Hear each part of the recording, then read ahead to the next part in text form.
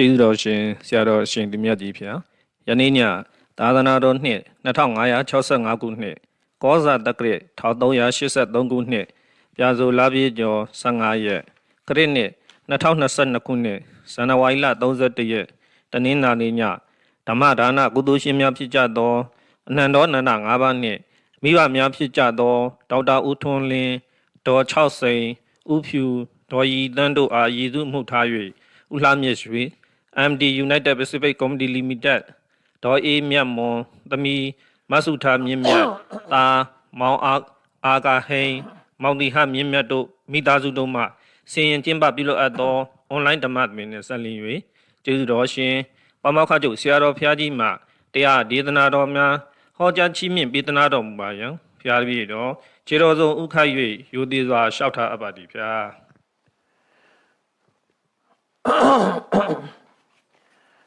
သာသနာတော်နှစ်2565နှစ်ကောဇာတက္ကရာ1383ခုနှစ်ပြာသိုလဝိကျော်15ရက်2022ခုနှစ်ဇန်နဝါရီလ31ရက်တနင်္လာနေ့၌အွန်လိုင်းမှာဟောကြားအပ်သော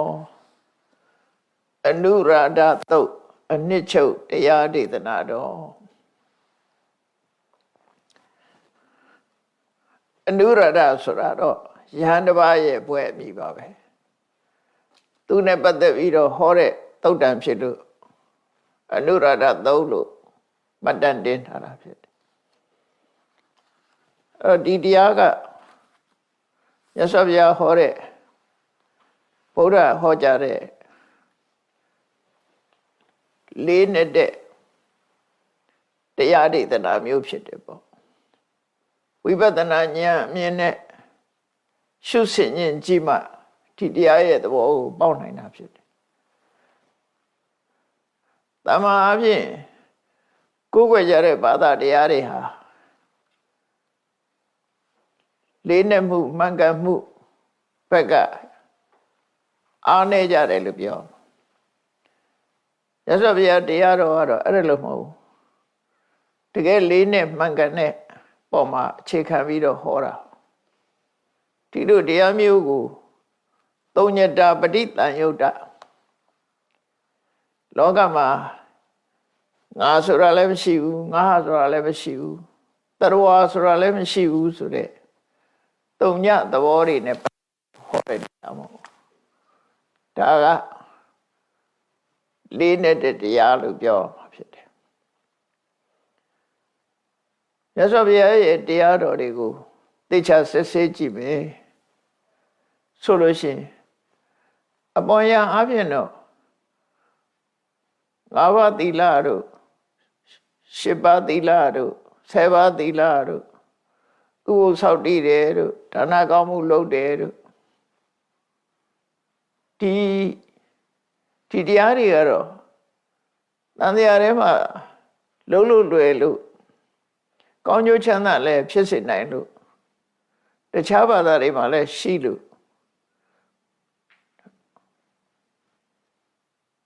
အကျိုးဖြစ်တော့တဲ့တရားတွေဖြစ်လို့မြတ်စွာဘုရားကဒါတွေကိုအတည်ပြုပြီးတော့ဟောကြားပေးတာဖြစ်တယ်တကယ်မြတ်စွာဘုရားဟောလို့ရင်တရားကဝိဓမ္မလေးနဲ့တယ်ဒါကြောင့်မြတ်စွာဘုရားက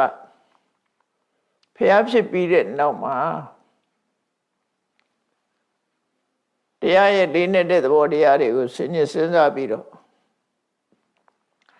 အဓိကတောခောမြာယန္ဓမ္မောအဓိကတောခောမြာယန္ဓမ္မောကံဘီရောဒုဒ္ဒသောဒုရနုဘောရောဆိုရယ်မြတ်စွာဘုရားကိုယ်တိုင်မိန့်ကြားတဲ့စကားကိုကြည့်မယ်ဆိုရင်သူသိတဲ့တရားဟာဓမ္မနဲ့တယ်ပေါ့နဲ့တယ်ဆိုတဲ့အဓိပ္ပာယ်ကတမ္မာပုဂ္ဂိုလ်တွေဖို့အသိဉာဏ်နဲ့ထောက်လန်းလို့မရနိုင်လောက်နဲ့တယ်ပေါ့ဥပမာပင်လယ်ကြီးနဲ့တယ်ဆိုလို့ရှိရင်အဲ့ဒီအောက်ခြေကဘယ်လောက်ရောက်တယ်ဆိုတာပြောလို့မရဘူးထောက်ကြည့်လို့မမြင်နိုင်ဘူးပေါ့ထောက်လန်းလို့မရတော့အောင်နဲ့တယ်ခံဘီရနဲ့တယ် ထိုတဲ့တော့နဲ့လို့အသိဉာဏ်နဲ့ထွန်းဖောက်ပြီးမြင်ဖို့ဆိုတာလည်းခက်တယ်ထုရနုဘောတော့သိဖို့ဆိုတာလည်းခက်တယ်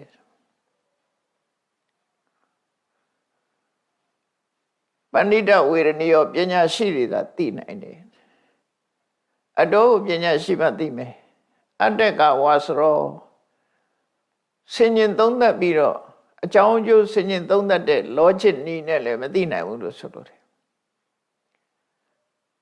အဲ့ဒီနီးစနစ်တွေနဲ့ထောက်လန်းရှာဖို့လို့လည်းမရနိုင်ဘူးလို့ပြောတာနိပုနောအဝိဓမ္မသိမ်မွေ့တယ်ဆိုအဲ့ဒီစကားလုံးတွေနဲ့ဖော်ပြထားတဲ့တရားတွေဟာ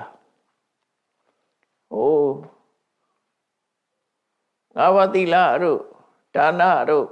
သီလတို့ဆိုတဲ့အခြေခံတရားတွေနဲ့ပတ်သက်ပြီးပြောတာမဟုတ်ဘူးအခုလိုလေးနဲ့တဲ့သုံးညတာပဋိသင်္ယုတ္တသုံးညသဘောနဲ့ပတ်သက်ပြီးတော့ဟောပြောတဲ့တရားတွေသာဖြစ်တယ်ဒီနေ့ညဟောပြောမဲ့အနုရဒသုတ်တံကသုံးညသဘောနဲ့သက်ဆိုင်တဲ့ဟာဆိုဒီတရားဟာအသိဉာဏ်ပေါက်သွားမယ်ဆိုရင်တော့ရစွာတန်မိုးရှိပါသို့တော့ခက်ခဲလွန်းနည်းနည်းလွန်းနေတော့နားလည်ဖို့ဆိုတာတော့ကြိုးစားရပါတယ်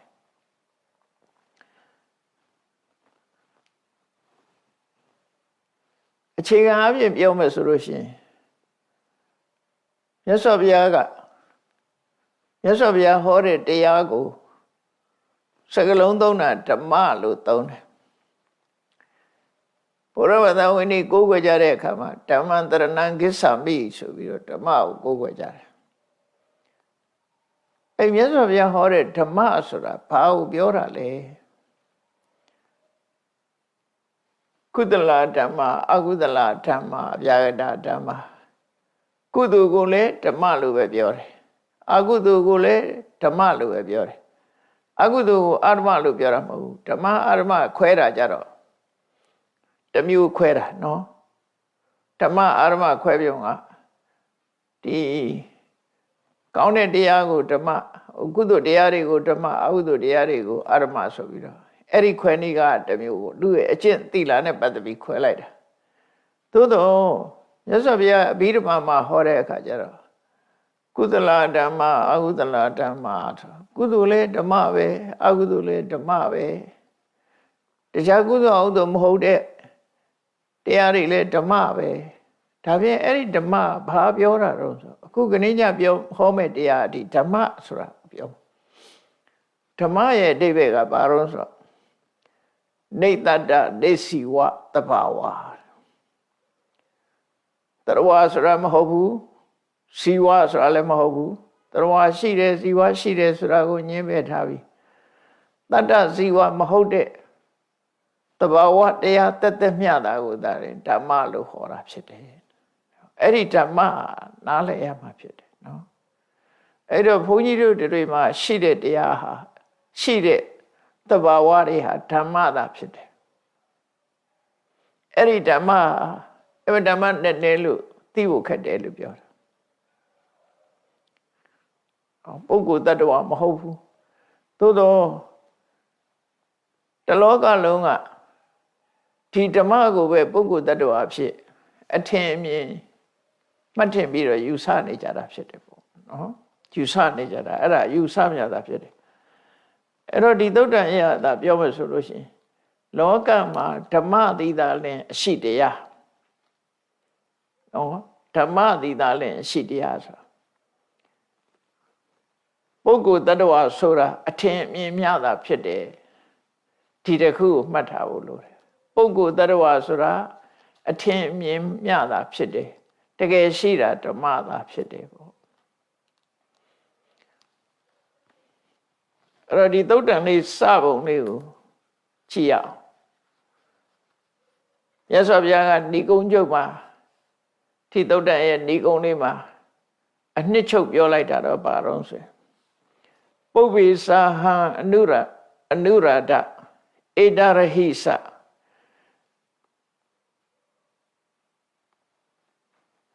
ဒုက္ခံစေဝပညာပေးမိဒုက္ခသစ္စာនិရောဓံရှေးခင်ကရောအခုခါရော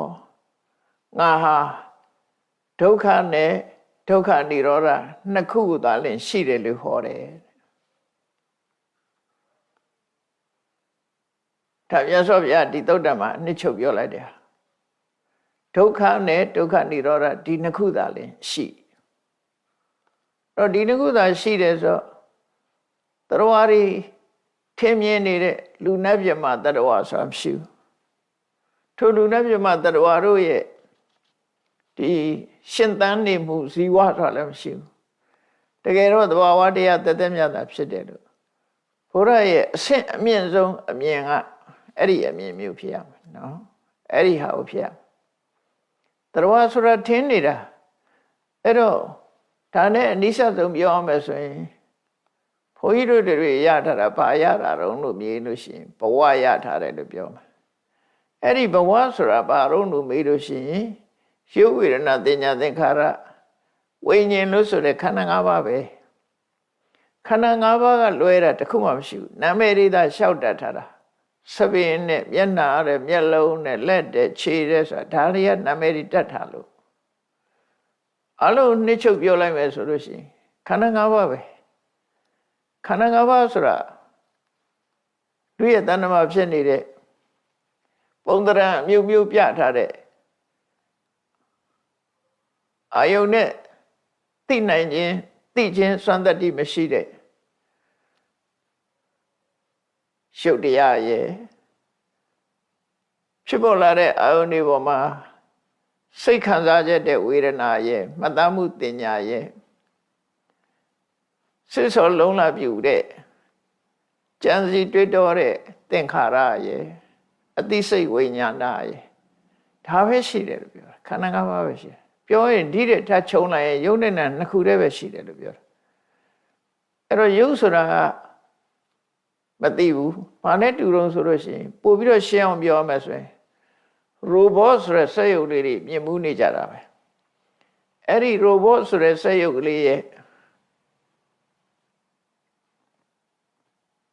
လှုပ်ရှားနေမှုဟာအတွင်းထဲကဘက်ထရီကြောင့်လှုပ်ရှားတာ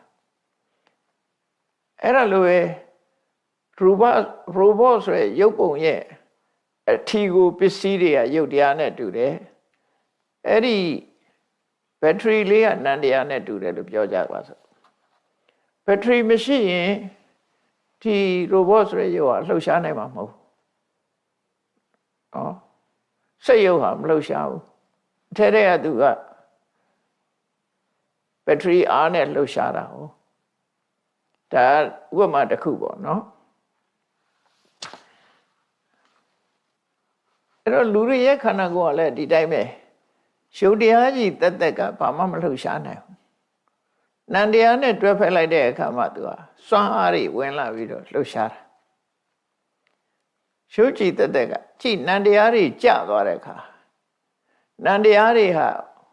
လုံးဝရောရှာတာမဟုတ်ဘူးနံတရားတွေရဲ့စွမ်းအင်ကျသွားတဲ့အခါဥပမာဘက်ထရီနည်းနည်းရောသွားတဲ့အခါဆိုပါစို့ညာအိတ်နေပြီဆိုရင်ဒါဘက်ထရီရောသွားတဲ့သဘောပဲအိတ်နေပြီဆိုရင်ဒီလူဟာသိတာမသိတော့ဘူးလေအိပ်ပျော်သွားရင် तू မသိတော့ဘူးမဟုတ်လားအဲ့တော့ယူတရားရဲ့သဘောကအဲ့တိုင်းပဲသိနေတာနံတရားပဲအိပ်ပျော်နေလို့ရှိရင်အိမ်တခိုးလာတော့မသိလိုက်ဘူးဆိုတာလေတော့အိပ်ပျော်နေတဲ့အချိန်မှာမသိတယ်လို့ပဲခုနဘက်ထရီအားကျသွားတဲ့အခါမှာရိုဘောဆိုရရောလည်းမလုပ်တာအဲ့တော့နံတရားဟာလုံးဝချုပ်သွားတာပဲအသာထားအောင်ရောကျသွားရင်တော့ဒီရောဟာလှုပ်နိုင်တာမဟုတ်ဘူးလှုပ်ရှားတာမဟုတ်ဒါကြောင့်ယုံနဲ့နံကိုဒါအကြမ်းမြင်စဉ်းစားကြည့်တာပြောတာနော်အကြမ်းမြင်စဉ်းစားကြည့်ပေါ့နံနေရှင်သန်လေးယုတ်ကလှုပ်လေပဲအဲ့တော့ယုတ်ကခုနစက်ရုပ်ပုံစံပဲဖြစ်နေတယ်စိတ်ဆွမ်းအားနဲ့လှုပ်နေတယ်မြင်ဘူးလား dance လုပ်တဲ့အခါကြည့်ပေါ့သူကမြူးကြွနေလို့သူပို့လှုပ်တာလေစိတ်ဆွမ်းအားနဲ့လေသူအိပ်ပျော်နေပဲလှုပ်မလဲခုံပေါက်နေတဲ့လူတွေကအဲ့ဒါ ရှုပ်တစ်ခုတည်းခုံပေါက်နေတာမဟုတ်ဘူးလူတွေကမြင်တော့ယုတ်ကခုံပေါက်နေတာပေါ့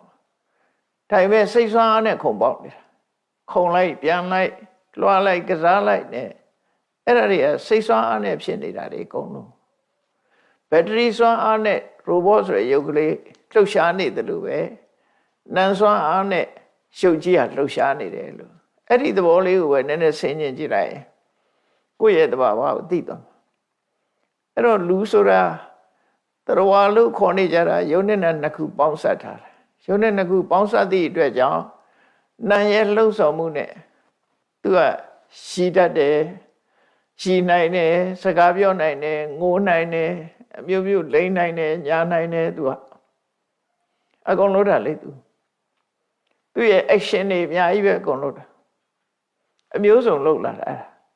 ဘယ်သူကနေပြီးတော့လှုပ်ပေးနေတာတော့ဆိုနန္တရားတွေကလှုပ်နန္တရားတွေကြောင့်စကားပြောမယ်ဤမယ်ငုံမယ်လိမ့်မယ်ညာမယ်ချွန်တွန်းလုပ်မယ်ဂျင်းထဲ့မယ်အညောင်ထောင်မယ်အကုန်လုံးသူစွမ်းအားနဲ့လုပ်နေတာလူရိုက်မယ်နိုင်မယ်တတ်မယ်ဖြတ်မယ်အကုန်လုံးနဲ့သူပဲဒီနန္တရားစွမ်းအားနဲ့လုပ်နေတာရှုပ်ကြီးကသူ့ဟာသူဆိုရင်နန္တရားကျသွားတဲ့အချိန်ပဲကြည့်အိမ်မောကျသွားတယ်ဒါနန္တရားမရှိတာမဟုတ်ရှိသေးတယ်ဘဝင်စိတ်တွေဖြစ်နေရင်အိမ်မောကျသွားမလှုပ်တော့အဲ့ကြအဲ့တော့ဘုန်းကြီးတို့တွေရထားတာယုံနဲ့နာနှစ်ခုတည်းပဲရထားတာဒီနှစ်ခုပေါင်းစပ်လိုက်တဲ့အခါမှာအမျိုးစုံဖြစ်တော့လူတွေမှာအထင်မြင်တွေကဘာဖြစ်သွားတော့ဆိုငါဆိုတာရှိတယ်ငါဟာဆိုတာရှိတယ်ငါလုံနိုင်တယ်ငါတတ်နိုင်တယ်ငါသိတယ်ဆိုတဲ့အတွေးတွေဝင်လာတယ်ပေါ့အတွေးတွေဝင်လာမရှိတာတွေကိုအရှိလောက်လာတယ်ပေါ့တကယ်ကတော့ယုံနဲ့နှစ်ခုပေါင်းလို့စွမ်းအားတတ္တိတွေဖြစ်လာတာဒါဖြစ်တယ်အဲ့ဒီသဘောတရားကိုဒီဟောကြားတာအဲ့တော့ဘုရားရဲ့တရားတော်ရငါဆိုတာမရှိဘူးငါဆိုတာမရှိဘူးဆိုပါစို့တတ္တဝါဆိုတာမရှိဘူးအမျိုးသားဆိုတာမရှိဘူးမျိုးသမီးဆိုတာမရှိဘူးလူဆိုတာမရှိဘူးနတ်ဆိုတာမရှိဘူးဒါတွေကအထင်မြင်သတ်မှတ်ချက်များသာဖြစ်တယ်တကယ်ရှိတာကဓမ္မဆိုတဲ့သဘာဝပဲရှိတယ်အဲ့ဒီဓမ္မဆိုတဲ့သဘာဝကိုခွဲလိုက်ရင်ယုံနဲ့နှစ်ခုပဲရှိတယ်အဲ့ဒါကိုထပ်ချက်လိုက်ရင်ခန္ဓာ၅ပါးပဲရှိတယ်အဲ့ဒါကိုထပ်ချက်လိုက်ရင်အာရဏ12ပါးပဲရှိတယ်အဲ့ဒါကိုထပ်ချက်လိုက်ရင်ဓာတ်18ပါးပဲရှိတယ်အဓိကကတော့ယုံနဲ့နှစ်ခုပဲရှိတယ်လို့အဲ့လိုအကြမ်းမြင့်မှတ်ထားပြီးတော့ထိသုတ်တံကိုစကြည့်အောင်ဒီသုတ်တံဖြစ်ပေါ်လာပုံလေးကိုစကြည့်မြတ်စွာဘုရားကဝေသာလိပြည်နားမှာမဟာဝနဆိုတဲ့တောအုပ်ကြီးရှိတယ်အဲ့ဒီတောအုပ်ထဲမှာလိဆွေမင်းတွေကမြတ်စွာဘုရားသရင်သုံးဖို့ဆိုပြီးတော့ကျောင်းတိုက်ကြီးတစ်ခုတီထောင်ဆောက်လုပ်ပေးထားတယ်အဲ့ဒီကျောင်းကထူးထူးချွန်ချွန်ပုံစံတစ်မျိုးနဲ့ဆောက်ထားတာဘုရင်နန်းတော်တွေလို့ဆုလိမွန်ချွန်အချွန်တတ်တဲ့ဆုလိမွန်ချွန်ပုံစံနေပါတဲ့ကျောင်းဆောင်ကြီးဆောက်ထားတာတခြားကျောင်းနေတဲ့သူကထူးခြားနေပုံရတယ်အဲ့ဒီအချွန်တက်တွေနဲ့ဗမာလို့ဆိုရင်ပြတ်သက်ဆောင်နေပါတဲ့ဒီအဆောက်အဦမျိုးကိုကုတာဂါရလို့ခေါ်တယ်အချွန်တက်ထားတဲ့အဆောက်အဦကုတာအာဂါရအထွတ်တက်သောကျောင်းဆောင်ဒီကုတာဂါရသာလာဆိုပြီးတော့သာလာဆိုတာတော့ဗမာတွေကဇရက်လို့ပြန်နေရှိတယ်သို့တော့အဆောက်အဦမှန်သမျှကိုသာလာလို့ပြောတာအဲ့ဒီသာလာကရိုးရိုးဇရက်ကတုံးမဟုတ်ပဲနဲ့အပေါ်မှာအချွန်တွေတက်တွေနဲ့အဆောင်တွေပါသည့်အတွက်ကြောင့်ကုတာဂါရသာလာညမလူပြန်တော့ဆုလိမွန်ချွန်အထွတ်တက်သောကျောင်းဆောင်လို့ရှေးဆရာတော်ကြီးတယ်အဲ့လိုပြောတယ်ပြန်ကြတယ်ဆုလိမွန်ချွန်ဆုလိမွန်ချွန်အမိုးပေါ်မှာဆုထားပြီးတော့မြန်မာပြည်မှာရှိတဲ့ပြတ်သက်ဆောင်ကြီးတွေပေါ့နော်ဆုလိမွန်ချွန်အထွတ်တက်သောကျောင်းဆောင်လို့အဲ့လိုခေါ်တယ် အဲ့ဒီကျောင်းဆောင်မှာမြတ်စွာဘုရားသတင်းသုံးနေတယ်အဲ့ဒီချိန်မှာဒါတော်တယ်ဆိုတော့မြတ်စွာဘုရားနဲ့သိမလှမ်းမကမ်းဒီကပ္ပထာကျောင်းလေးတွေလည်းဆောက်ထားကြတာရှိတယ်အဲ့ဆောက်ထားတဲ့ကပ္ပထာကျောင်းလေးတစ်ခုမှာရှင်အနုရာဒဆိုတဲ့ပုထုဇဉ်ယဟန်ပါပဲပုထုဇဉ်ပဲရှိသေးတယ်သူကမြတ်စွာဘုရားစီကတရားနိလန်းယူပြီးတော့တရားကျင့်နေတဲ့ကိုတော်ပေါ့တရားကျင့်ပြီးတော့နေတယ်တရားထုတ်နေတယ်မြတ်စွာဘုရားနဲ့မလှမ်းမကမ်းကမ္ဘာကျောင်းလေးမှာနေတယ်အဲ့ဒီအချိန်မှာဝေသာလီမြို့တွေကနေပြီးတော့ဘာသာကြားပြိပါစကသူတို့ကတော့ပရပိုက်လို့ခေါ်တာပေါ့နော်ရှစ်သိလိုသူတို့ဂိုင်းနဲ့ဂိုင်းမယ်လှက်ပတ်သွားပြီးတော့ညင်းညခုံညဝါရရေးရပြောဆိုလို့ရှိကြတဲ့ပရပိုက်တွေရှင်သာရိပုတ္တရာတို့လည်းငါကအဲ့ဒီဖွဲ့တဲ့ပါဘူးလေသိစီတင်စရဆိုတဲ့ပရပိုက်ကြီးရဲ့တပည့်တွေပေါ့ပြိပါစကဗမာလိုကပရပိုက်လို့ပြန်လိုက်တာဒါကတော့ပါဠိစကားပြိပါစကလှည့်လဲပြီးတော့အယူဝါဒတွေပြိုင်ကြတယ်သင်ကြတယ်အဲ့လိုဝါရရေးရာသင်ယူတဲ့ပုံကိုယ်တွေပေါ့အကျင့်တရားတော့လောက်ပါဖို့မရဘူးသူကငင်းညခုံညအယူဝါဒတွေသင်ပြီးငင်းခုံတဲ့ပုံကိုယ်တွေအဲ့တော့သူတို့ကနည်းနည်း flexible ဖြစ်တယ်လို့ပြောအောင်ဘာသာရေးဘာသာဝါဒကိုလိုက်လံငင်းခုံနေတဲ့ပုံကိုယ်တွေဆိုရသော်ပြရဲ့တပည့်တာဝကတွေစီတဲ့သူတို့ရောက်လာတတ်တယ်သူတို့ကျောင်းနေလဲမြတ်စွာဘုရားရဲ့တပည့်တာဝကတွေရောက်သွားတတ်တယ်ဘုရားကိုယ်တိုင်ကလည်းသူတို့စီကြွတယ်သူတို့ကလည်းဘုရားစီကိုလာတယ်မြတ်စွာဘုရားကိုပရပိုက်ပေါ်နဲ့ပဲကြီးညိုတဲ့ပုဂ္ဂိုလ်တွေလည်းရှိတယ်နော်ဘုရားကိုကြီးညိုတယ်ဒါပေမဲ့လို့ပရပိုက်အဖြစ်ကတော့သူတို့မပြောင်းလဲဘူးအဲ့တိုင်နေကြတယ်မြတ်စွာဘုရားနဲ့ပရပိုက်တွေရဲ့ဆက်ဆံရေးဘာသာရေးနဲ့ပတ်သက်ပြီးဆက်ဆံရေးရှိကြတယ်တချို့ကြတော့လေမြတ်စွာဘုရားကိုအမြင်ကတ်တဲ့ပရပိုက်တွေလည်းရှိတယ်ဘာလို့အမြင်ကတ်တုံးဆိုဖျားပွင့်လာတဲ့အခါမှာဖျားမပွင့်ခင်တုန်းကရာဇဂိုမြို့မှာသူတို့ပရပိုက်တွေတကူကြီးတယ်ကိုးကွယ်မဲ့လူတွေများတယ်ဘာကြောင့်ကိုးကွယ်တဲ့လူတွေများတော့ဆိုဥပတိတ်တတို့ကောလိတတို့ဆိုရှင်သာရိပုတ္တရာအလောင်းရှင်မမောက္ကလအလောင်းတွေကလူဘဝတုန်းကလည်းချမ်းသာကြတယ်သူတို့ဝင်လာတဲ့အခါကျတော့သူတို့ပရပိုက်ကိုင်းညက်လူတွေကထင်ကြီးပြီးကိုးကွယ်ကြတယ်ချမ်းသာတဲ့လူတွေဝင်လာတာလူတော်တွေသူတို့ကလူတော်တွေကိုရှင်သာရိပုတ္တရာတို့ရှင်မောက္ကလတို့လူဘဝတုန်းကလည်းပတ်စံချမ်းသာကြတယ်ပညာတတ်ကြတယ်လူတော်တွေဝင်လာတယ်အဲ့တော့လူတော်တွေဝင်လာတဲ့အခါကျတော့သူတို့ကြီးညိုကိုးကွယ်တဲ့ပုဂ္ဂိုလ်တွေများလာတယ်နောက်ကြတော့အဲ့ဒီဥပတိတ်တတို့ကောလိတတို့ဆိုရှင်သာရိပုတ္တရာရှင်မောက္ကလလမ်းပရပိုက်တွေသူတို့ဉာဏ်ရှိတဲ့ပုဂ္ဂိုလ်တွေဆိုသူတို့ရဲ့ဝါဒတွေကိုသင်ယူတယ်သင်ယူလိုက်ပြီးတော့လေ့လာလိုက်စားပြီးတော့ကြည့်လိုက်တဲ့အခါဘာမှပဲရမရှိဘူးဟုတ်ဒီပတိဘာမှမရှိဘူးတက်ပြောစရာတွေပဲဟောညင်းမှုခုံမိုးလောက်ပဲဖြစ်နေတယ်အဲ့သူတို့စိတ်တိုင်းမကြောက်စိတ်တိုင်းမကြောက်လို့အမှန်တရားဆိုတာရှိရမယ်တို့ဒါမလို့ခြင်းမှုဆိုပြီးနားဆွင့်ပြီးတော့လိုက်ရှာနေတာမြတ်စွာဘုရားဓမ္မစကြာတရားဟောလိုက်လို့ဟောပြီးတော့သာသနာပြုလွှတ်လိုက်တဲ့အခါမြတ်စွာဘုရားလည်းရာဇဂိုမြို့ပြန်ကြွလာတယ်ပိဿဝဂီ၅ပါးထဲမှာအငယ်ဆုံးဖြစ်တဲ့ရှင်အာသစီကလည်းရာဇဂိုရောက်လာတယ်အဲ့ဒီမှာရှင်သာရိပုတ္တရာအလောင်းဥပတိတ်တနဲ့ရာဇဂိုမြို့မှာဆုံးတာဆုံးငတ်သွားရင်ဆုံးသွားတာဆုံးတော့ဒီကိုယ်တော်ကြည့်ရတာနေရထိုင်တာသွားရလာတာအိမ်ကြီးရှိတယ်တည်ငြိမ်တယ်သူ့ရင်ထဲမှာထူးခြားတဲ့အသည့်တွေရှိလောက်တယ်ဆိုပြီးတော့နောက်ခံလိုက်သူကသိကျင်တော့နောက်ခံလိုက်ပြီးတော့ရှင်ဘုရားဘသူတပည့်လဲရှင်ဘုရားဆရာဘာတွေဟောတာလဲဆိုရဒီမေးတာ မေးတော့ရှင်သက်ကြီးကငါသူခုမှသူရဟန်းဖြစ်တာမကြသေးဘူးပေါ့အကျယ်ကြီးမပြောနိုင်ဘူးအချင်းချုပ်ပဲပြောမယ်ဆိုပြောပါအချင်းချုပ်ပဲသူသိချင်ပါတယ်အနှစ်ချုပ်ပဲသူ့ကိုပြောပါလို့ဆိုသစ္စာလေးပါဟောလိုက်တာရှေးဓမ္မဟေတုပဘောတေတံဟေတုံတထာဂတောတေသစ္စယောနိရောဓဧဝံဝါဒီမဟာသမနောဆိုမြတ်စွာဘုရားရဲ့ဝါဒကိုသစ္စာလေးပါးနဲ့အချင်းချုပ်ပြောလိုက်တာတခါတည်းသူကညံပွင့်သွားပြီသောတပန်ဖြစ်ပြီးဆုဖြတ်ချက်ချလိုက်တာတခါတည်းဘုရားဘာသာဖြစ်ပြောင်းပြီးတော့မြတ်စွာဘုရားစီရံကအဲ့တော့သူတို့နဲ့ပြပိုက်တွေလည်းအများကြီးပါသွားတော့ရှင်သာရိပုတ္တရာရှမောက္ကလန်တို့ကသူတို့ပြပိုက်ဝါဒတွေကိုစွန့်ပြီးတော့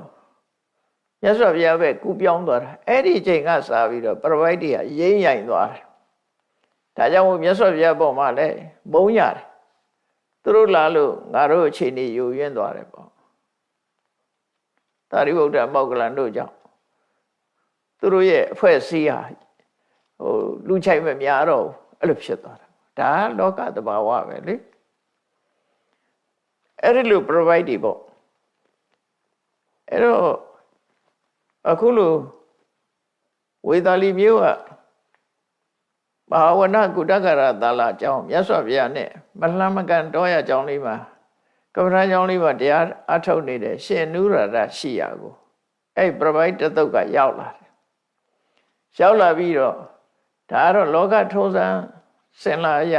သူတို့ဟာအချင်းချင်းပြောကြဆိုကြပေါ့နော်နှုတ်ဆက်စကားပြောပြီးတော့ရှင်အနုရတကိုသူတို့ကဘာပြောတော့မိကုံးလေးတစ်ခုသူတို့မေးကြတယ်အဲ့ဒီခေတ်ကခေတ်စားနေတယ်မိကုံးလေးတစ်ခုကဘာတော့ဆိုသူတို့သုံးတဲ့စကားလုံးထဲမှာတထာဂတဆိုတဲ့စကားလုံးလေးသုံးထားတယ်အဲ့ဒီတထာဂတဆိုတာတွေ့ရင်ဗမာတွေကတော့ဖယားလို့ပဲသိကြတယ်ဟောမြတ်စွာဘုရားကိုတထာဂတဆိုတာဖယားလို့ပဲသိတယ်သို့တော့သူတို့ဝေါဟာရအရာအထိပ္ပယ်ပြောမစတထာဂတဆိုတာတတဝါကိုလည်းတထာဂတလို့ခေါ်တယ်ယဟန္တာကိုလည်းတထာဂတလို့ခေါ်တယ်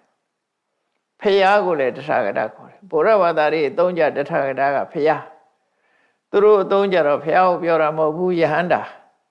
နောက်ရိုးရိုးတတဝါကိုလည်းတထာဂတလို့ခေါ်တယ်အဲ့တော့အဓိပ္ပာယ်၃မျိုးမှတ်ထားဖို့ပေါ့တကယ်ဆိုရင်တော့2မျိုးပါပဲ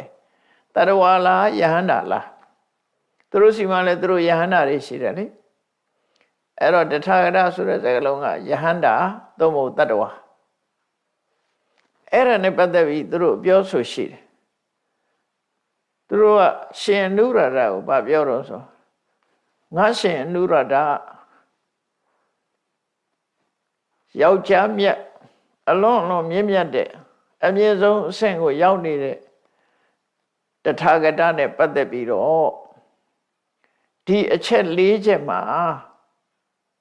နော်ဒီအချက်၄ချက်နဲ့ပတ်သက်ပြီးတော့ဘယ်လိုပြောမလဲ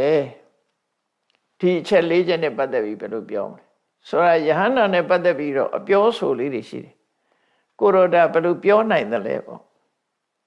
သူတို့ပြောတဲ့အချက်ကတထာဂတဟာ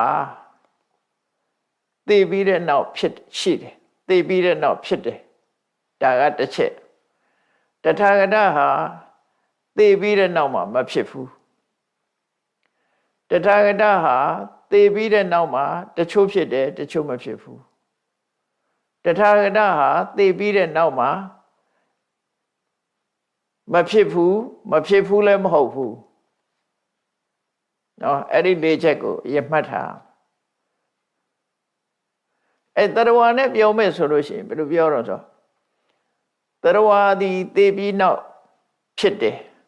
ပြန်ဖြစ်တယ်သိပြီးနောက်ဖြစ်တယ်ဒါတစ်ချက်တရဝါသည်သိပြီးတဲ့နောက်မဖြစ်တော့ဘူးဒါတစ်ချက်တရဝါသည်သိပြီးတဲ့နောက်ဖြစ်တာရှိတယ်မဖြစ်တာရှိတယ်ဒါတစ်ချက်တရဝါသည်သိပြီးတဲ့နောက်မဖြစ်ဘူးလုံးဝမဖြစ်ဘူးကြီးလည်းမဟုတ်ဘူးဒါအကွာထုတ်သမားနော်မဖြစ်ဘူးလို့ပြောပြီးတဲ့အခါမှာသူ့စကားသူပြန်ပြိအုပ်ပြီးတော့လုံးဝကြီးမဖြစ်ဘူးကြီးတော့လည်းမဟုတ်ပါဘူးမရှိဘူးရှိတယ်လို့ပြောတဲ့စကားနဲ့သွားတူတယ်ဟုတ်လားမရှိဘူးရှိတယ်အဲ့ဒါလို့သူတို့စီမှာ၄ချက်ပြောလို့ရှိတယ် ဒီလေးချက်ကိုစူးစမ်းမေးမြန်းတယ်အဲ့တော့သူတို့ဒီပြပိုက်တွေရဲ့လောကမှာတချို့ပြပိုက်တွေကဟေးတရားဝါဆိုတာသိပြီးရင်နောက်ထပ်သိပြီးတဲ့နောက်ဖြစ်တယ်သိပြီးရင်ဖြစ်အောင်ပါပဲဆိုတဲ့လူကတအုပ်စုရှိတယ်အဲ့တော့ဗမာတွေလည်းတရားပြောမယ်ဆိုလို့ရှိရင်တရားဝါလို့ယူဆရင်ငါဒီဘဝသိပြီးနောက်ဘဝဖြစ်အောင်ပါပဲဒီအတွေ့မျိုးနဲ့သွားဆင်တယ်နော်ဒီအတွေ့မျိုးကိုပြောတာသူတို့ကတော့ဗမာတွေကတော့ဘုရားရဲ့တရားတော်အရာလူလို့အသုံးအနေနဲ့သာပြောပြမယ်လို့တရားဝါမရှိဘူးဆိုတဲ့အသိကတော့သိရနော်သိထားမယ်ယုံနဲ့နံသည်ဒီဘဝခြုံညုံရင်နောက်ဘဝမှာအသိဖြစ်နေဦးမယ်ဆိုတာတော့ဒါလက်ခံထားတာပေါ့နော်သို့သောတရားဝါတရားအနေနဲ့လက်ခံတာပေါ့သူတို့ကတော့ဒီသေပြီးလို့ရှိရင်မသေးတဲ့ဟာလေးရဲ့ရင်ထဲမှာရှိနေတခုဒါကတတ္တတဝါဒလို့ခေါ်တယ်သေပြီးနောက်ဖြစ်တယ်ဆိုတဲ့ဟာကတတ္တတဝါဒထာဝရရှိနေတယ်ထာဝရမြဲတယ်တိဘက်ဝါဒတွေလို့ပေါ့တိဘက်ဝါဒတွေကသေပြီးနောက်ဝင်စားတယ်လေဝင်စားဒီဝင်စားအများအားဝင်စားနေတာပဲ reincarnation လို့ခေါ်တယ်အဲ့ဒါကိုတတ္တတဝါဒလို့ခေါ်တယ်သေပြီးနောက်ဖြစ်တယ်လို့ဆိုတာကတတ္တတဝါဒတရားဝါဒီသေပြီးတဲ့နောက်မှာဖြစ်ဘူးလို့ပြောတာဥစ္စေတဝါဒနောက်ဘဝမရှိဘူးဆိုတဲ့လူတွေကတသက်နော်တရားဝါဒီသေပြီးတဲ့နောက်မှာဖြစ်တာရှိတယ်မဖြစ်တာရှိတယ်ဆိုတာကဧကိစ္စတတ္တဝါဒဧကိစ္စတတ္တဝါဒဆိုတာတချို့ပြဲတယ်တချို့မမြဲဘူးဆိုတဲ့အဓိပ္ပာယ်နောက်ဆုံး၄နံပါတ်ကဘာလို့ဆိုတရားဝါဒီသေပြီးနောက်မဖြစ်ဘူးလုံးဝမဖြစ်ဘူးတော့မဟုတ်ဘူးဆိုတာအဲ့ဒါကရှောင်းဝါသမားအဘရဝိခိပဝါဒလို့ခေါ်တယ်သူကဖြစ်မဖြစ်ဝါဒနှစ်ခုကြားထဲမှာသူရှောင်းတိန်လိုက်တာမဖြစ်ဘူးလည်းမပြောချင်ဘူးဖြစ်တယ်လို့လည်းမပြောချင်ဘူးနော်ဖြစ်တယ်လို့လည်းမပြောချင်ဘူးသူကအဲ့ဒါယောင်ဝါသမားလို့ခေါ်တယ်အဘရဝိခိပဝါဒအဲ့ဒါအဲ့ဒီလိုအယူဝါဒရေးရနဲ့ပတ်သက်ပြီးဒီအချက်၄ချက်ရှိတယ်အဲ့တော့တရားဝါလိုပဲယဟနာပုဂ္ဂိုလ်သည်သိတဲ့နောက်မဖြစ်ဘူးဒါတခုယဟနာပုဂ္ဂိုလ်သည်သိတဲ့နောက်ဖြစ်တယ်ဒါကတခုယဟနာပုဂ္ဂိုလ်သည်သိတဲ့နောက်မှာမဖြစ်ဘူးဒါကတခုယဟနာပုဂ္ဂိုလ်သည်သိပြီးတဲ့နောက်တချို့ဖြစ်တယ်တချို့မဖြစ်ဘူးဒါကတခုယဟနာပုဂ္ဂိုလ်သည်သိပြီးတဲ့နောက်မှာလုံးဝမဖြစ်ဘူးလုံးဝမဖြစ်ဘူးတော့လည်းမဟုတ်ဘူးဒီလေးနံပါတ်ကတခုအဲ့ဒီအချက်၄ချက်နဲ့ပတ်သက်ပြီးတော့ဘယ်လိုလဲလို့ရှင်နုရဒကိုအဲ့ဒီ provide တွေကမေးတဲ့အခါကျတော့ဘယ်ချက်နဲ့ပတ်သက်မလဲလို့ဆိုသူကဘယ်လိုပြောလိုက်တော့ဆိုယဟနာပုဂ္ဂိုလ်ဟာမြင့်မြတ်တဲ့တကယ်ထူးခြားမြင့်မြတ်တဲ့ပုဂ္ဂိုလ်မြင့်မြတ်တဲ့ဓမ္မအဆင့်ကိုရထားတဲ့ပုဂ္ဂိုလ်ဟာတဲ့ပြည့်ညက်မဲ့ဆိုလို့ရှိရင်သူ့ကိုပြောမယ်ဆိုရင်ဒီ၄ချက်မပါဘဲနဲ့ပြောလို့ရပါတယ်လို့သူကပြောလိုက်တယ်တော့ဒီ၄ချက်ဆိုတာဘာလို့ဆိုဖြစ်တယ်မဖြစ်ဘူးတချို့ဖြစ်တယ်တချို့မဖြစ်ဘူးမဖြစ်ဘူးလည်းမဟုတ်မဖြစ်ဘူးလုံးဝမဖြစ်ဘူးလည်းမဟုတ်ဘူးဒီ၄ချက်အဲ့ဒီ၄ချက်မပါဘဲနဲ့သူကလက်ခံပါတယ်လို့ပြောလိုက်တာ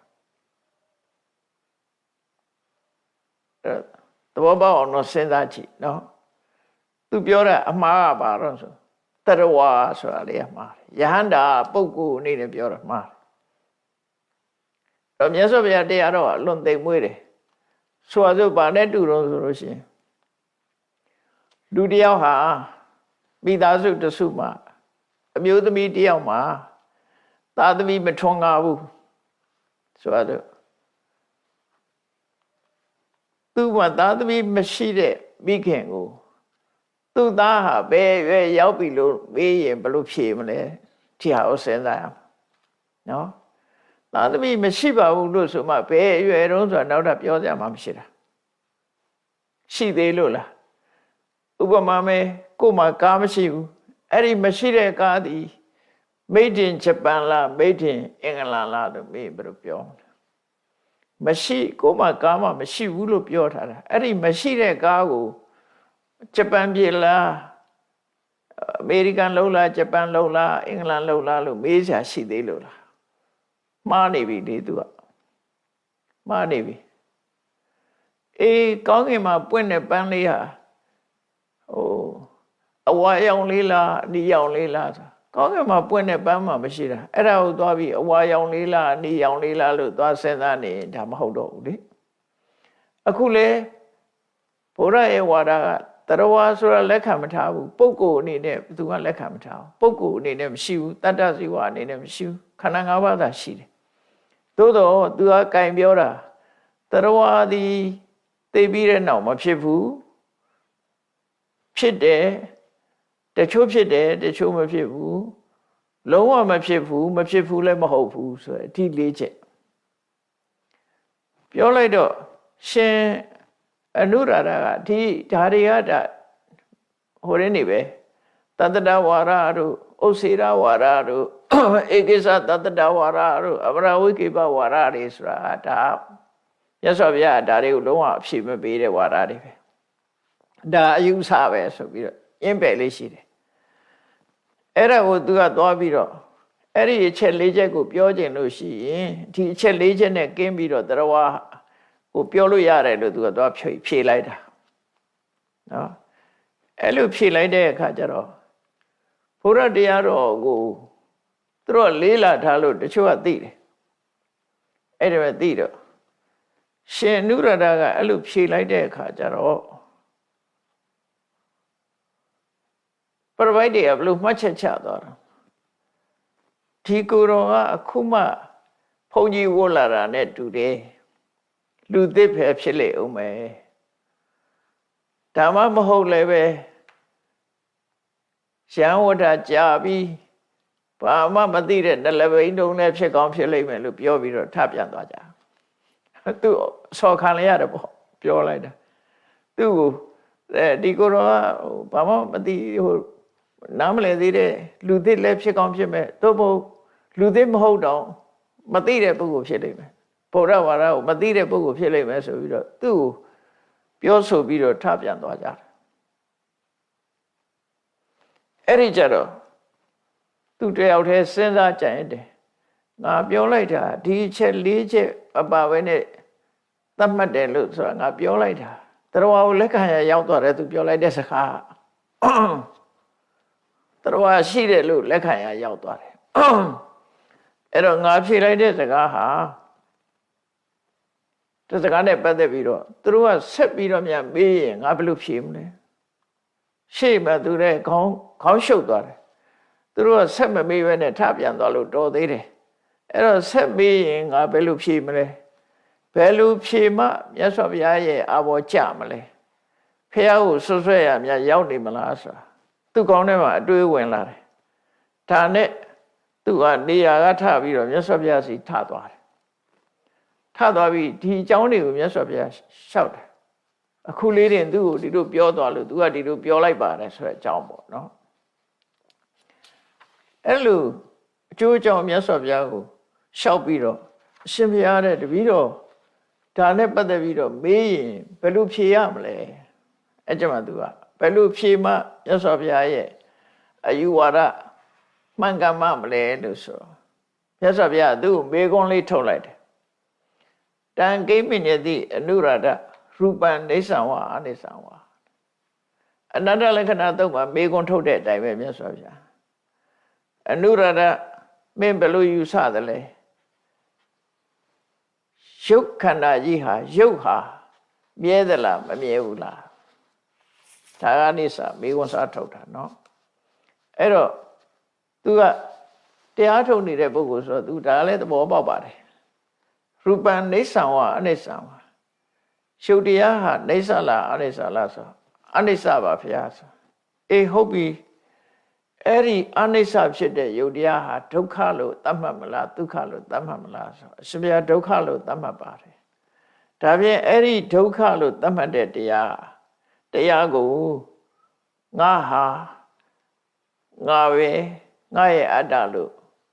ဒီလိုမြင်လို့ရှင်သင့်တော်ပါမလားတဲ့မသင့်တော်ပါဘူးဗျာ သူစဉ်းစားကြည့်လိုက်ပဲဆိုလို့ရှိရင်အနိစ္စလည်းဖြစ်တယ်ဒုက္ခလည်းဖြစ်တယ်အနတ္တလည်းဖြစ်တယ်ဆိုတဲ့တရားကိုတဏှာအမြင်နဲ့ဣတ္တမမဒါငါပဲလို့ပြောမယ်ဧသောမိဟမတမိဒါငါရဲ့ငါဖြစ်တယ်ဆိုတဲ့မာနလို့ပြောမလားမာနအမြင်နဲ့ကြည့်မလားဧသောမိအတ္တဒါငါရဲ့ထာဝရခိုင်မြဲတဲ့အတ္တပဲလို့ဒီလိုပဲတွေးတော်မလားလို့ဒီလိုရှုရင်ရောမှန်မလားရဲမမြဲတဲ့အရာဝတ္ထုကိုအဲ့ဒါလိုမြင်တာဟာမှန်မလားလဲဆိုမမြင်မမှန်ပါဘူးဗျာတဲ့ဆိုပြီးတော့မြတ်စွာဘုရားတခုချင်းထပ်မိတာသူစိတ်ခံစားချက်ကရောနေဆလားအနိစ္စလားစိတ်ရဲ့မှတ်သားချက်ကရောနေဆလားအနိစ္စလားနော်စိတ်ထဲမှာတွေးတောကြံစည်လှုံ့ဆော်မှုဆိုတဲ့သင်္ခါရတွေရောနေဆလားအနိစ္စလားဝိညာဉ်ဆိုတာရောနေဆရောအနိစ္စလားလို့လူတွေမှာရှိတဲ့ခန္ဓာ၅ပါးနဲ့ပတ်သက်ပြီးမြတ်စွာဘုရားတခုစီမေးတော့သူအဖြေတွေကတော့အကုန်အမှန်ပဲထွက်တယ်ဖះစီကသင်ထားတာကိုဒါသင်ထားတော့အမှန်ထွက်တယ်အဲ့မှာမြတ်စွာဘုရားဆက်မေးတယ်ဒီငါမေးမယ်တဲ့မင်းပြောတဲ့တထာဂတဆိုတဲ့တရဝပဲဖြစ်ဖြစ်ယဟန္တာပဲဖြစ်ဖြစ်မင်းပြောတဲ့တထာဂတကိုဒီရှုပ်ကိုတထာဂတလို့ခေါ်မလားတဲ့မခေါ်ပါဘူးဖေ။ဒါဖြင့်ဝေဒနာကိုတထာဂတလို့ခေါ်မှာဆိုလိုတာရုပ်ကိုတရဝလို့ပြောမလားယဟန္တာလို့ပြောမလားဝေဒနာကိုတရဝလို့ပြောမလားယဟန္တာလို့ပြောမလားတင်ညာကိုတရဝလို့ပြောမလားယဟန္တာလို့ပြောမလားသင်္ခါရကိုတရဝလို့ပြောမလားယဟန္တာလို့ပြောမလားဝိညာဏကိုတရဝလို့ပြောမလားယဟန္တာလို့ပြောမလားအဲ့တော့ရုပ်ဝေဒနာတင်ညာသင်္ခါရနဲ့ကြည့်လိုက်လို့ရှိရင်သူကရုပ်ကရုပ်ပဲလေဝေဒနာလည်းဝေဒနာပဲလေတင်ညာလည်းတင်ညာသင်္ခါရလည်းသင်္ခါရရှိမှမရှိတာယဟန္တာလို့ပြောစရာရှိမှမရှိတာကိုလည်းမေးစစ်ကြည့်ပေါ့32ခုတာသားနဲ့ကြိုက်ပြီးတော့မေးကြည့်ငါဆိုတာပါလဲဒီပြရတယ်မဟုတ်တစ်ပင်ပဲမေးကြည့်လိုက်ကိုတစ်ပင်ရှာကြည့်လိုက်ပေါင်းဆက်ဓမ္မသာဒါတစ်ပင်လို့ပြောတာလေတခုချင်းကြိုက်မေးမယ်အမြစ်ကတစ်ပင်လားဘယ်မှာအမြစ်ကအမြစ်ပဲလေအမြစ်ကိုတစ်ပင်လို့ဘယ်သူမှမပြောဒါဖြင့်ပင်စီကိုတစ်ပင်ပြောတာလားပင်စီလည်းတစ်ပင်မဟုတ်အလုံးပေါင်းလိုက်မှတစ်ပင်ဆိုတာဖြစ်တာကားဆိုတာလည်းအလုံးပေါင်းထားတာခေါ်တာဝါရှော့သွားပြီးဖြုတ်လိုက်ရင်ဒါကပိန်ဒါဘော်ဒီဒါကမှန်ဒါဘက်ထရီနဲ့ဆိုပြီးတော့သူ့ဟာနဲ့သူတွေရှိတယ်နက်ကလေးကစအကုန်ရှိတယ်သူ့နာမည်နဲ့သူပဲအဲ့တော့တစားစီဖြုတ်ထားလိုက်လို့ရှိရင်ကားဆိုတာပဲရှိတော့မှာမရှိတော့ဘူးလေတစ်ပင်လဲလှဲပြီးတော့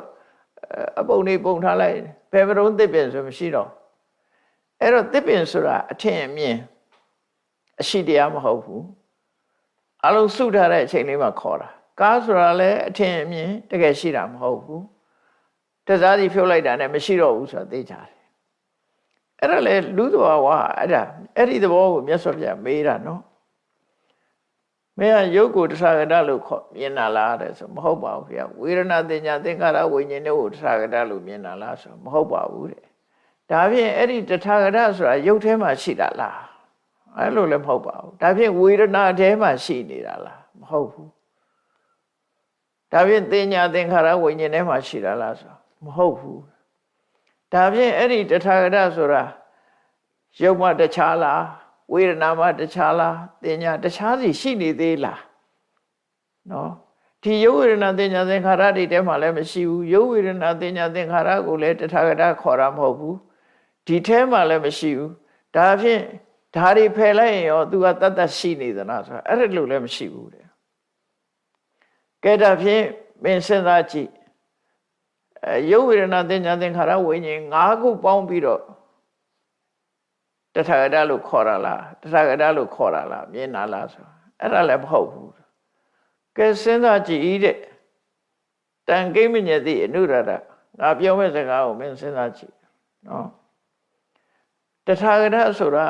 ရုပ်လည်းမရှိဘူးဝေဒနာလည်းမရှိဘူးတင်ညာလည်းမရှိဘူးသင်္ခါရလည်းမရှိဘူးဝိညာဏလည်းမရှိဘူးဘာမှမရှိတာကိုတထာဂတခေါ်တာလားဆိုအဲ့ဒါလို့လည်းမဟုတ်ဘူးသူမဟုတ်ပါဘူးကဲစဉ်းစားကြည့်လေကိုလည်းစဉ်းစားကြည့် ရှုပ်ဝေဒနာတင်ညာသင်္ခါရတွေကိုငါလို့ခေါ်တာလားမဟုတ်ဘူးသူကနဲ့သူရှိနေပြန်ဒါဖြင့်ရုပ်ဝေဒနာတင်ညာသင်္ခါရတဲမှာငါရှိနေတာလားမဟုတ်ဘူးအဲ့ဒါတွေဖယ်လိုက်လို့ငါရှိတာလားအဲ့လိုလည်းမဟုတ်ဘူးရုပ်ဝေဒနာတင်ညာသင်္ခါရတွေအကုန်လုံးပေါင်းလို့ငါဆိုတာရှိနေတာလားအဲ့ဒါလည်းမဟုတ်ဗျာဒါဖြင့်ရုပ်ဝေဒနာတင်ညာသင်္ခါရတွေကင်းတဲ့တခြားတတ်တတ်ငါဆိုတာရှိလားဆိုတာအဲ့ဒါလိုလည်းမရှိဘူးအဲ့တော့မြတ်စွာဘုရားဏိကုံးချုပ်ပြီးတော့ပြောလိုက်တယ်ဣထသတေနုရရဒိဋ္ဌိဝဓမ္မေသစ္စာတော်ထေတတော်တထာဂတိအလပိယမာနေအခုမင်းကိုငါဆက်စိမေးကြည့်တယ်မင်းတထာဂတဆိုတာဘယ်ဟာကိုခေါ်တာလဲလက်တွေ့ကြည့်လိုက်မယ်ဆိုရင်ယောဂလည်းတထာဂတမဟုတ်ဘူးရုပ်ပြင်လည်းတထာဂတမရှိဘူးဝေဒနာလည်းတထာဂတမဟုတ်ဘူးဝေဒနာအပြင်လည်းတထာဂတမရှိဘူးတင်ညာလည်းတထာဂတမဟုတ်ဘူးတင်ညာအပြင်လည်းမရှိဘူးသင်္ခါရလည်းတထာဂတမဟုတ်ဘူးသင်္ခါရအပြင်မှာလည်းမရှိဘူးဝိညာဏကလည်းတထာဂတမဟုတ်ဘူးသူ့အပြင်မှာလည်းမရှိဘူးအလုံးပေါင်းရင်လည်းမရှိဘူးဒါတွေအပြင်တတ်တထာဂတဆိုတာမရှိဘူးလို့မင်းကိုယ်တိုင်အမြင်အမှန်သိထားပါလေရဲ့တန်းနဲ့မင်းပြောတာတထာဂတကိုအခုချက်၄ချက်နဲ့ကင်းပြီးတော့သတ်မှတ်လို့ရပါတယ်လို့ပြောတာမှန်မှမလားတဲ့မြတ်စွာဘုရားမရှိတဲ့အရာကြီးကိုဒီချက်လေးနဲ့ဘယ်လိုပြောမလဲနော်သူတို့အဆိုမရှိဘူးလေခုနပြောရလို့အမြုံမသားမရှိပါဘူးဆိုမှအသက်အရွယ်ဘယ်လောက်တုံးလို့မေးနေတာလို့ဖြစ်နေတယ်ကို့မှာကားမရှိပါဘူးဆိုမှမရှိတဲ့ကားကဘာအယောင်နှုံးလို့မေးနေတာမျိုးဖြစ်နေတယ်ကောင်းကင်မှာပန်းမပွင့်ပါဘူးဆိုမှအဲ့ဒီမပွင့်တဲ့ကြောင့်ကားပါကားပန်းကဘာအယောင်နှုံးမေးနေတဲ့စကားမျိုးနဲ့မတူပေဘူးလားတဲ့အဲ့ဒါဥပမာစကားပြောတာနော်မရှိဘူးဆိုတဲ့ဟာကိုသွားပြီးတော့အရှိလုပ်ပြီးတော့လူတွေကမရှိဘူးဆိုတာကိုအရှိလုပ်ပြောနေကြတယ်လို့ဒီလိုအဓိပ္ပာယ်မျိုးဆိုလို့လေပေါ့ဟုတ်လားကောင်းကင်မှာပွင့်တဲ့ပန်းမရှိဘူးအဲ့ပန်းလေးကအဝါရောင်လေးလှတယ်လို့ပြောစရာမရှိမှမရှိတာပွင့်မှမရှိတာမရှိတဲ့ပန်းကိုအဝါရောင်လို့လည်းပြောလို့မရဘူးအနီလို့လည်းပြောလို့မရဘူးဒီလိုပြောမရတာပေါ့အဲ့တော့မြတ်စွာဘုရားကအဲ့ဒါကိုထောက်ပြတာလက်တွေ့ဘဝမှာတဲ့အဟုတ်အမှန်အားဖြင့်တထာဂတဆိုတာမင်းမသိနိုင်ပါပဲလျက်နဲ့မြင့်မြတ်တဲ့တထာဂတဆိုတဲ့ယဟန္တာပုဂ္ဂိုလ်ကိုတတ်မှတ်မယ်ဆိုလို့ရှိရင်ဒီအချက်၄ချက်ဖယ်ပြီးတော့တတ်မှတ်ရမယ်လို့သူကပြောတာအချက်၄ချက်ဆိုတာယဟန္တာသိပြီးရင်ဖြစ်မယ်တစ်ချက်မဖြစ်ဘူးတချို့ဖြစ်တယ်တချို့မဖြစ်ဘူးမဖြစ်ဘူးလုံးဝမဖြစ်ဘူးတော့မဟုတ်ဘူးဆိုဒီအချက်၄ချက်နဲ့ဘယ်လိုလုပ်ပြောမလဲပါနဲ့တူတော့ကောင်းကင်မှာပွင့်တဲ့ပန်းမရှိဘူးအဲ့ဒီပွင့်တဲ့ပန်းမရှိတဲ့ပန်းဟာအနီရောင်လေးအဲ့လိုပြောသလိုဖြစ်နေတယ်အဲ့လိုဖြစ်နေတယ်ဆိုပြီးတော့မြတ်စွာဘုရားမင်းတတ်မှတ်တဲ့အဖြေဟာတဲ့သင်လျော်ပါမလားဆိုမသင်လျော်ပါဗျာအဲ့ကြောင့်သူသဘောပေါက်သွားတယ်ဆိုလိုတာကလောကမှာတရားဝါဆိုတာမရှိဘူးဓမ္မတတ်တာဖြစ်တယ်မရှိတာကိုအရှိလုပ်ပြီးတော့လူတွေကပြောနေကြတယ်ငါဆိုတာဟာမရှိဘူးမရှိတာကိုအရှိလုပ်ပြောတယ်ငါဥစ္စာဆိုတာမရှိဘူးမရှိတာကိုအရှိလုပ်ပြီးတော့ပြောနေကြတယ်ရုပ်ဝေဒနာတင်ညာသင်္ခါရဝိညာဉ်သဘာဝတရားများတာဖြစ်တယ်အဲ့ဒါကိုမြတ်စွာဘုရားသိစေလို့ရဓမ္မလို့ခေါ်တာဓမ္မဆိုတာသူ့သဘာဝပဲရှိတယ်ရုပ်ကလည်းရုပ်သဘာဝပဲရှိတယ်နာမ်ကလည်းနာမ်သဘာဝပဲရှိတယ်အဲ့ဒီရုပ်သဘာဝနာမ်သဘာဝတွေကိုကြည့်ပြီးငါလို့လည်းမပြောလို့မရဘူးငါလို့လည်းပြောမရဘူးဒါကြောင့်မို့မြတ်စွာဘုရားကသူ့မေးခွန်းနေကြတော့သူကမှန်အောင်ဖြေနိုင်တယ်ဖြေနိုင်တော့မြတ်စွာဘုရားကသာဓုသာဓုအနုရဒာနုရဒာသာဓုခေါ်ပါတယ်မင်းဖြေတာမှန်တယ်အကုန်လုံးရှိဥစ္စာမှန်တယ်ပုပ္ပိစာဟအနုရဒဣတရဟိစာရှေးတုန်းကရောယခုရောပြောမယ်တဲ့ဒုက္ခစေဝပညာပေမိဒုက္ခသစ္စာនិရောဓလောကမှာတရားဝါဆိုတာမရှိဘူး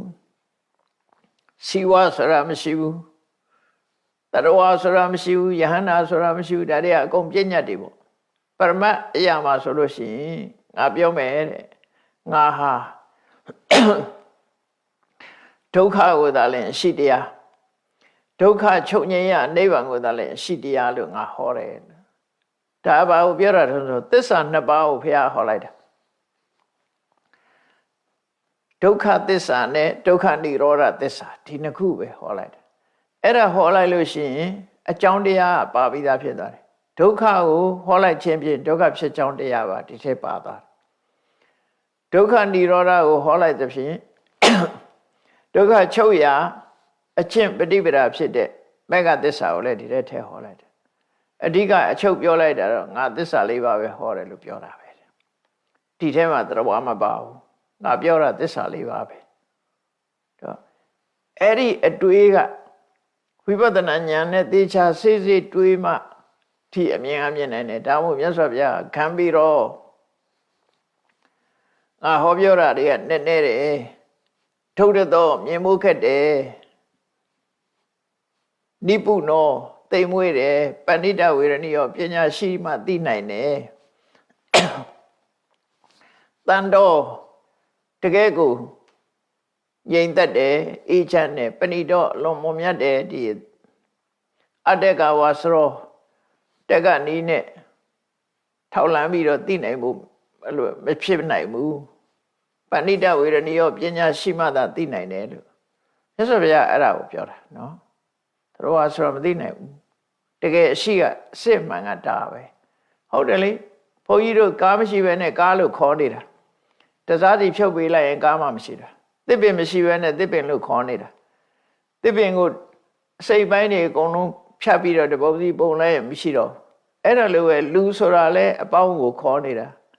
ခေါင်းကိုလူခေါ်ရလားလက်ကိုလူခေါ်ရလားခြေထောက်ကိုလူခေါ်ရလားအကုန်လုံးပေါင်းလိုက်မှလူဆိုတာဖြစ်တာလေပေါင်းပြီးတော့ခေါ်တဲ့ဟာအမှန်တရားလားဆိုတာအမှန်တရားမဟုတ်အထင်အမြင်ပဲဖြစ်တယ်အထင်အမြင်ကိုပြောနေတာနဲ့တူတယ်ဥပမာပဲပကြီးရုပ်ကိုကြည့်ပြီးတော့ပကြီးရုပ်ထဲကလေးကိုလှလိုက်တာလို့တွေးနေတယ်လို့ဖြစ်တယ်ဘုံစရာကောင်းလိုက်တာလို့တွေးနေတာဖြစ်တယ်တကယ်သွားကြည့်လိုက်လို့ရှင်ဘာမှမဟုတ်ဆေးရောင်ချဲထားလို့အကောင်လည်းမဟုတ်ဘူးအယုတ်လည်းမဟုတ်ဘူးဘာမှမဟုတ်သွားကြည့်လိုက်မရှိတော့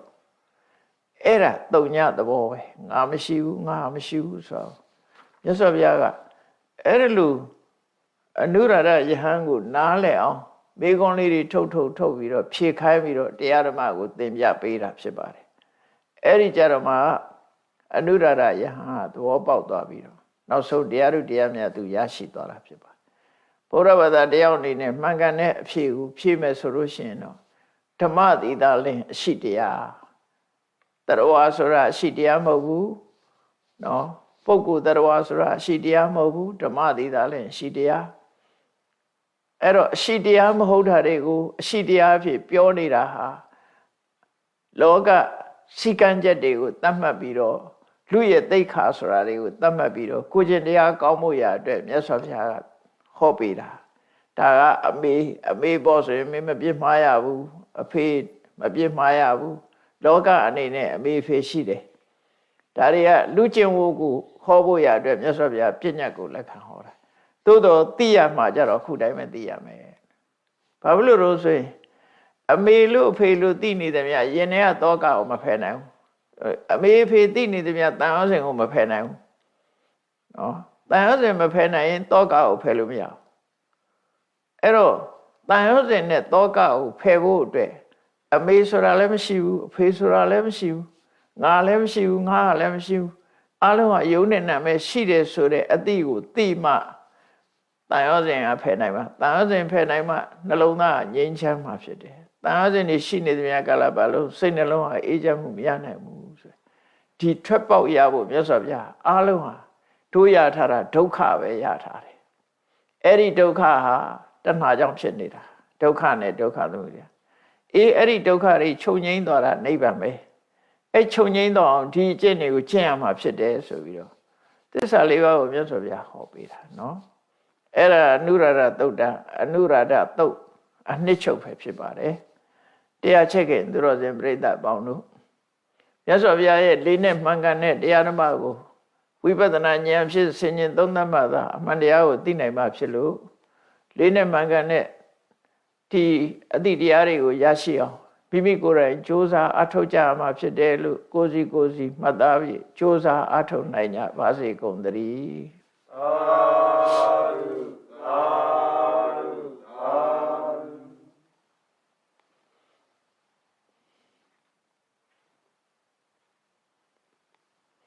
ရှေ့ဆက်ချရအောင်အရှင်ဖေယဖျားတပည့်တော်တို့သည်ဓမ္မအတိညာရရှိမှသာလင်နိဗ္ဗာန်ချမ်းသာကိုမျက်မှောက်ပြုနိုင်ပါသောကြောင့်ဓမ္မအတိညာရရှိစေရန်ရှိတန်ကြလျက်ဓမ္မသဘင်ဆင်းခြင်းပါပြုလုပ်ကြ၍အမတဒါနာဓမ္မဒါနာတရားအလှတော်ကိုပေးလူကြပါကုန်၏တရားတော်မြတ်ကိုယုတိလေးမြတ်စွာမမတ်သားသာအာယုန်ထားလျက်နာကြားကြပါကုန်၏တရားတော်မြတ်ကိုတတ္တဝဝုထုအစုစုတို့ဖြင့်ပူဇော်ကြပါကုန်၏ယနေ့ယခုအထုပ်ပြုလုပ်ကြရသောဤကောင်းမှုဤကုသိုလ်စုစုသည်နိဗ္ဗာန်ချမ်းသာ၏အကြောင်းထောက်ပံ့